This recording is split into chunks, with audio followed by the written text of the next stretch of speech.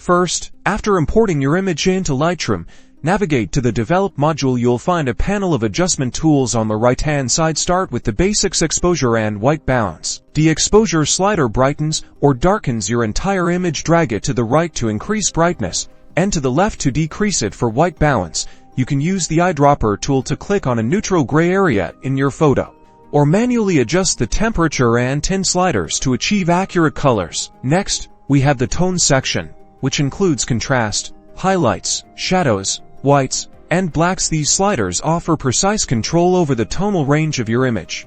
Increase contrast to make your image pop, or decrease it for a softer look. Highlights recover detail in overexposed areas, while shadows bring out details in underexposed parts of your photo. Whites and blacks define the absolute brightest and darkest points, ensuring a full tonal spectrum. Beyond basic tones, Lightroom offers powerful tools for color grading and selective edits. Move down to the Presence and HSL panels for more creative control. In Presence, you can adjust texture, clarity, and dehaze to add sharpness, local contrast, or remove atmospheric haze. The HSL panel, which stands for hue, saturation, and luminance, allows you to target specific colors and modify their hue, intensity, or brightness independently. This is fantastic for fine-tuning specific elements in your photo. Don't forget about selective adjustments.